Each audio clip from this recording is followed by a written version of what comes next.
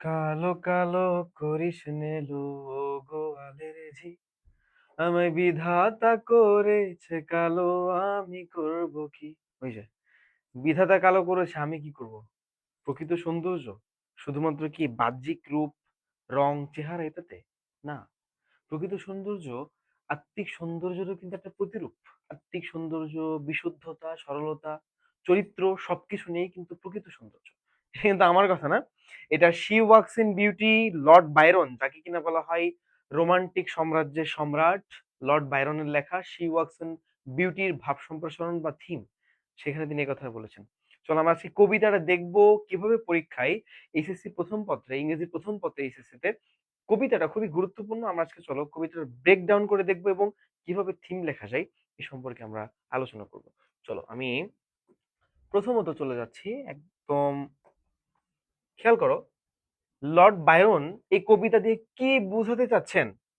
Lord Byron প্রথমত কি বলতেছে দেখো তো, বলতেছে beauty is not only outside, to beauty shines from the soul. খুব গুরুত্বপূর্ণ একটা জায়গা, যে প্রকৃত সৌন্দর্য কই থেকে আসে বলতো? সোল থেকে আসে, আত্মা থেকে আসে, ভেতর থেকে আসে।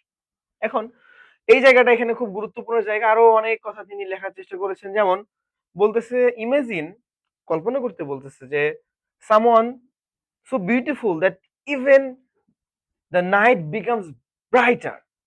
ঠিক আছে, বিসাইড হার, একটা মেয়ের সঙ্গে একটা মেয়ের সৌন্দর্যের প্রতিরূপ নিয়ে তিনি আলোচনা করেছেন এই কবিতাটাতে। এখানে পোয়েম আসলে কি মিক্স করে দেখো তো। পোয়েম, এখানে পোয়েমের যে সম্পর্কে বলা আছে, এখানে প্রথমত বলা আছে ফিজিক্যাল বিউটি নিয়ে, তারপরে বলা আছে ইনার পিউরিটি, পরবর্তীতে বলা আছে হচ্ছে পিসফুল পার্সোনালিটি। তিনটা কনসেপ্ট এবং আরো কনসেপ্ট এখানে আছে, কিন্তু এখানে পোয়েমটা আসলে কোন কোন আইডিয়াটাকে মিক্স আপ করে। এক নম্বর আইডিয়া বললাম, এখানে ফিজিক্যাল বিউটিকে মিক্স আপ করতেছে, এখানে ইনার পিউরিটিকে মিক্স আপ করতেছে, এবং একই সাথে পিসফুল পার্সোনালিটিকে কি করতেছে বলতো? মিক্স আপ করতেছে। আচ্ছা, আমরা চলো পরবর্তীতে দেখি পরবর্তীতে কি বলতেছে। পরবর্তী যে জায়গাটা সেটা হচ্ছে প্রথম লাইনটা দিয়ে শুরু করি, যে একদম ওপেনিং লাইন, যেটা খুব গুরুত্বপূর্ণ একটা ওপেনিং লাইন। কি বলতেছে দেখো, she walks in beauty, she walks in beauty like the night. ভালো মতো খেয়াল করো, শুধুমাত্র কবিতার লাইনটা ট্রান্সলেট করেই কিন্তু কবিতার থিম হয়ে যায় না, ভালো করে বুঝো। She walks in beauty like the night of cloudless climes and starry skies. এখানে কবির কাছে মেয়েটি এত সুন্দর যে তাকে তিনি তুলনা করেছেন তারা ভরা শান্ত রাতের সঙ্গে। কিসের সঙ্গে তুলনা করেছেন দেখো তো? তারা ভরা শান্ত রাতের সঙ্গে তুলনা করেছেন কবি এখানে। এখানে বিউটি মানে কিন্তু শুধুমাত্র চেহারা না, এখানে কবি বিউটি বলতে শান্তি, কোমলতা ও পবিত্রতাকে বুঝিয়েছেন। আবারও বলছি, এখানে বিউটি বলতে কবি বুঝিয়েছেন শান্তি, কোমলতা এবং কি পবিত্রতাকে। এক্ষেত্রে থিম পয়েন্টটা কি দাঁড়ায় দেখো, যে আউটার বিউটি মানে বাহ্যিক সৌন্দর্য এবং ইনার বিউটি মানে কি বলতো? ভেতরের সৌন্দর্য, ইকুয়াল টু পারফেক্ট হারমোনি। মানে কি প্রকৃত পক্ষে এই সৌন্দর্যের সংজ্ঞায়নই দাঁড়ায় কি, যে ইনার বিউটি অ্যান্ড কি আউটার বিউটি। ওকে, এরপরে এরপরে খেয়াল করো, আমরা পরবর্তী জায়গায় এই কবিতায় যেটা পাই, যে and all that's best of dark and bright meet in her aspect and her eyes।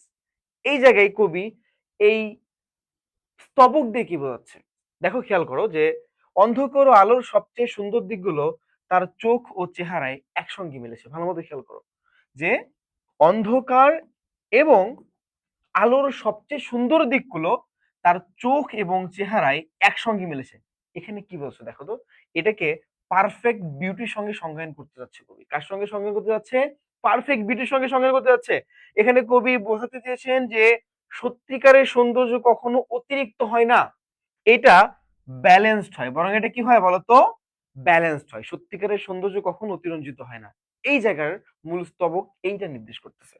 পরবর্তীতে খেয়াল করো, পরবর্তী আমরা স্তবকটা যদি খেয়াল করি, এখানে ইনার বিউটির খুব সুন্দর একটা থিম কিন্তু প্রকাশ করছে কবি। ইনার বিউটি, এতক্ষণ আমি বললাম যে প্রকৃত পক্ষে সৌন্দর্য শুধুমাত্র কি আউটার অ্যাপিয়ারেন্স দিয়ে না, বাহ্যিক সৌন্দর্য না, ইনার অ্যাপিয়ারেন্স বা ভেতরের সৌন্দর্য। কবি এখানে যেটা বলার চেষ্টা করছে, a mind at peace with all below, a heart whose love is innocent. এই যে দেখো ইনোসেন্ট, এখানে তার মন, ওই যে মেয়েটির মন, যাকে নিয়ে বলছে কবি, লর্ড বাইরন বলছে, কি বলছে দেখো তো, তার মন শান্ত, তার মন কেমন বলতো, শান্ত, আর তার হৃদয়ের ভালোবাসাটা কেমন, নিষ্পাপ, ইনোসেন্ট।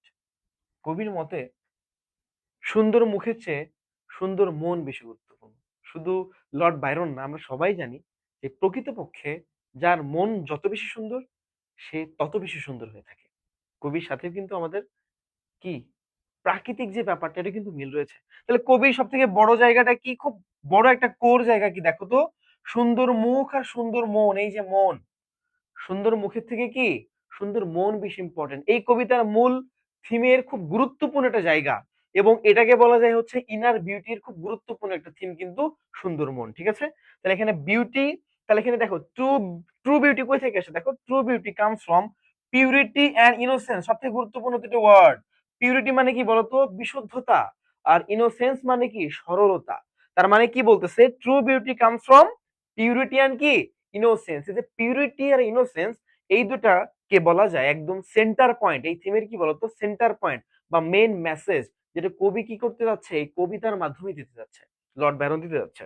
ওকে, এরপরে আমি একদম শেষের দিকে চলে এসেছি, আরেকটা গুরুত্বপূর্ণ জায়গা যেটা আমাদের এই পোয়েম জানার জন্য দরকার, সেটা একটু আলোচনা করি। দেখো, সেটা হচ্ছে বলতেছে, the poem is perfect example of romantic poetry, বলা যায় রোমান্টিক পোয়েট্রির মতো। কেন, কবি এখানে একাধারে কি কি বলতেছে দেখো তো, ইমোশনকে নিয়ে আসতেছে, কবি একাধারে নেচারকে নিয়ে আসতেছে, মানে প্রাকৃতিক সৌন্দর্য, আবার সৌন্দর্যের ব্যাপার তো আছে, ইনার পিস বা ইনার বিউটি, আউটার বিউটির ব্যাপার আছে, এবং ইমাজিনেশন, কবি কিন্তু এখানে কি কল্পনা করছে, মেয়েটিকে কল্পনা করছে, কাকে কল্পনা করছে, ওই মেয়েটিকে কল্পনা করছে।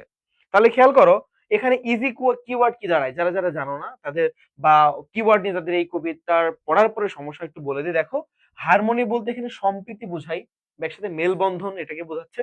ইনোসেন্স বলতে সরলতা, পিউরিটি মানে কি বলতো বিশুদ্ধতা, ঠিক আছে, ন্যাচারাল বিউটি মানে প্রাকৃতিক যে সৌন্দর্য সেইটা, এবং ইনার পিস মানে কি বলতো ভেতরের শান্তি, যেটা আমাদের আত্মার শান্তি যেটাকে আমরা বলি। এখন তাহলে মূল জায়গাতে শুধুমাত্র এখানে এটাকে রোমান্টিক পোয়েট্রির সাথে তুলনা করা হচ্ছে, কেন দেখো খুব ইমাজিন করতেছে সেই মেয়ে সৌন্দর্যকে। এবং তোমরা জেনে থাকবে লর্ড বায়রন কিন্তু একজন রোমান্টিক পোয়েট এবং গ্রেট একজন রোমান্টিক কবি হিসেবে কিন্তু পরিচিত। এখন একদম লাস্টে আমি মনে করি তোমরা বুঝতে পেরেছো যে থিমের কোন কোন জায়গাগুলো হাইলাইটেড, বা কোন কোন জায়গাগুলো তোমার আলোচনা করা উচিত, বা কোন কোন জায়গাগুলো বোঝা উচিত। আমি আশা করি বুঝাতে পেরেছি। এবং চলো এবার আমরাই এইচএসসি তে তুমি কিভাবে আসলে থিমটা লিখবে, চলো ডিরেক্টলি আমরা এইচএসসি স্টাইলে চলে যাই, যে তুমি থিমটা কিভাবে লিখবে। দেখো, থিমে এখানে কি বলতেছে, the poem celebrates the rare combination of physical beauty, inner beauty, innocence and harmony. ব্যাপারগুলো নিয়ে কিন্তু অনেক আগে আমি ব্রেকডাউন করে জিনিসগুলো বুঝিয়ে দিলাম, এই আলোচনা করছি না। তারপরে দেখো, the poet admires women, admire বলতে কি বলছে, প্রশংসা করছে একটা ওমেন, একটা নারীর প্রশংসা করছে, whose outward appearance perfectly reflects her calm mind and pure heart. Outward appearance মানে কি বলতো, তার বাহ্যিক দৃষ্টিভঙ্গি কি করে পারফেক্টলি রিফ্লেক্ট করে, কিভাবে করে দেখো তো, হার কাম মাইন্ড মানে কি শান্ত মন, এবং পিওর হার্ট মানে তার নিষ্পাপ কি হৃদয়। ঠিক আছে, according to the poet true beauty is not only external, আগেই বললাম যে শুধুমাত্র প্রকৃত সৌন্দর্য বাহ্যিক হয় না, কি বলতেছে, it also comes from her inner goodness, মানে কি প্রকৃতপক্ষে যে বাহ্যিক যে ভালোটা আছে, এবং পিসফুল ক্যারেক্টার মানে কি বলতো তার সুন্দর মন এবং তার চরিত্রে কিন্তু প্রকাশ পায়। একটু বাংলাটা তোমরা দেখে নিতে পারো, কবি যে বাংলা থিমটা দিচ্ছে এখানে, চেষ্টা করছে বলার জন্য যে কবিতাটিতে কবি এমন এক নারীর সৌন্দর্যের প্রশংসা করছেন যার বাহ্যিক সৌন্দর্যের সাথে অন্তরের পবিত্রতা, নিষ্পাপতা এবং মানসিক প্রশান্তির মিল রয়েছে। খেয়াল করো ভালো মতো, কি অন্তরের পবিত্রতা, নিষ্পাপতা এবং মানসিক প্রশান্তি কিন্তু একত্রে কিন্তু কম্বিনেশন থাকা লাগবে। ঠিক আছে, কবির মতে প্রকৃত সৌন্দর্য কে বলছে, হারানোয় সুন্দর মন ও চরিত্র প্রকাশ পায়। এই যে শি ওয়ার্কস ইন বিউটি, মূল থিম তো আমি তোমাদের বললাম, কিন্তু এই থিমটা দিয়ে আমাদের সমাজ, আমাদের সোসাইটি, আমাদের দেশ, সব জায়গাতে বড় একটা মেসেজ হচ্ছে, তুমি শুধুমাত্র সাদা বা কালো দিয়ে কাউকে বিচার না করে, তার পাশাপাশি তোমার মন, তোমার অন্তরাত্মা কেমন, প্রকৃতপক্ষে তুমি কেমন সেটা যাচাই করবে। কি বলতো, এই যে লাস্টের লাইনটা দেখো তো, সুন্দর মন এবং তার চরিত্রই কিন্তু প্রকাশ পায়। আশা করি শিবাকসন বিটি যদি পরীক্ষায় আসে খুব সুন্দর মতো তুমি লিখতে পারবা, মুখস্থ না করেও নিজের মতো করে একদম বানিয়ে ফ্রি হ্যান্ড স্টাইলে তুমি লিখতে পারবা। এরকম আরো কবিতার এক্সপ্লেনেশন এবং প্রকৃতপক্ষে থিম লেখার কৌশল জানতে আমাদের নেক্সট জেন ইবিআই পেজ এবং আমাদের ইউটিউব চ্যানেলে তোমরা যুক্ত থাকতে পারো।